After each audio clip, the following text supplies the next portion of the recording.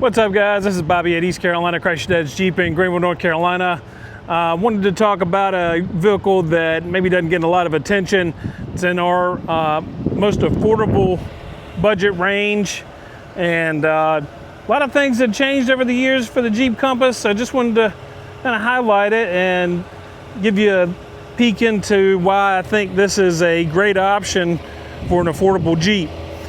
You can see on the front you have your LED headlamps, LED fog lamps. This vehicle is the Altitude model, so you get your 18-inch black wheels, you get your black accents and the black grille. So it gives it a really nice look. And you do have standard features on this, like remote start, which is nice in the summertime. It's about 90 degrees out here right now, so I definitely utilized that before I pulled it out. And you do have, of course, things that now are starting to become more standard, but it's worth pointing out, you know, we've got safety features on this, like your forward collision warning, your lane assist, where to keep you inside the lines. You don't use your turn signal when you're changing lanes.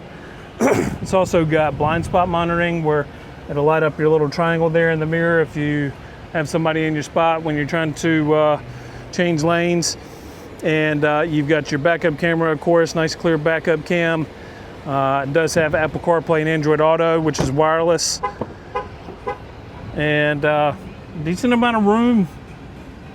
These have a vinyl trim cloth seat, which makes it a little easier to keep clean. And it's very comfortable, kind of hugs you into the seat. And to be a compact SUV, decent amount of space in the back. You know, this is a MSRP of about $32,000. And when you consider all the things that come along with the Jeep, not a bad value. One thing that has changed over the years is the engine and transmission that they put in these, which has been vastly improved. The engine and transmission are now a 2.0 liter four-cylinder turbo with about 200 horsepower and 220 pounds per foot of torque. You also have the 8-speed transmission, which has been the tried and true engine or transmission for the Jeep line for the last, I would say, 12 or 13 years. So they're putting some of the best hardware in there now. They were using the 9-speed transmission or 6-speed transmission with these before, with a 2.4 liter four-cylinder, which is just a little too underpowered for what it was trying to achieve. Was very efficient, but just not any get up and go. With this 2.0 liter, you got some go and it's still efficient. You get 32 miles to the gallon on the highway. Now I'm going to sit in the back here just to show you. I had this front seat pulled up to where I had room to drive. I'm about 6'2", and you can see I got room. There's some space between my knees and the back in the front of the seat there. So you can see the very clean interior with the Altitude. You get that black trim with the blue stitching. They match that with the seats, so you get that blue stitching in the seats, and just a really great value when you consider now $30,000 for an SUV is about what to expect for a price point. So to get some nice features like that remote start, heated seats and heated steering wheel, and a decently powered engine and transmission, along with some bonuses that come with it being a brand new Jeep, like roadside assistance that you get for 5 years and 60,000 miles. You also get connected services for 3 months. If you want to continue, you can do things like remote start, lock and unlock your door using your Jeep's app on your cell phone. This one is four-wheel drive.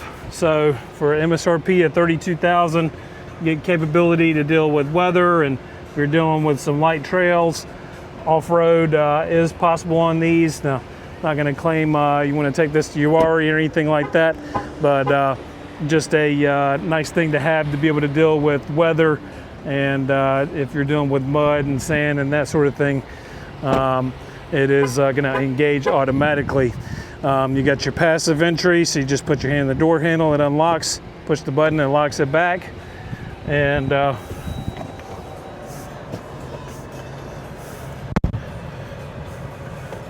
there's your nice clear backup camera there. The electric parking brake does have 4-wheel drive lock for more intense off-road type situations, and just ultimately really nice user interface on the screen. Lots of customization. You can go in here and adjust how your blind spot works, if you want it to alert you with a chime, or if you want it to just light up the triangle in the mirror. You can access your temperatures from tapping in the corner here.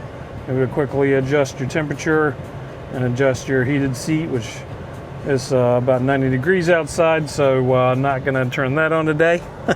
And little bonuses that I think are just something that if you know about Jeeps, you're familiar with, but you got controls for your stereo on the back of the steering wheel here to adjust the volume, and the station on the other side here. Just little things that make using the Jeep much nicer and more convenient.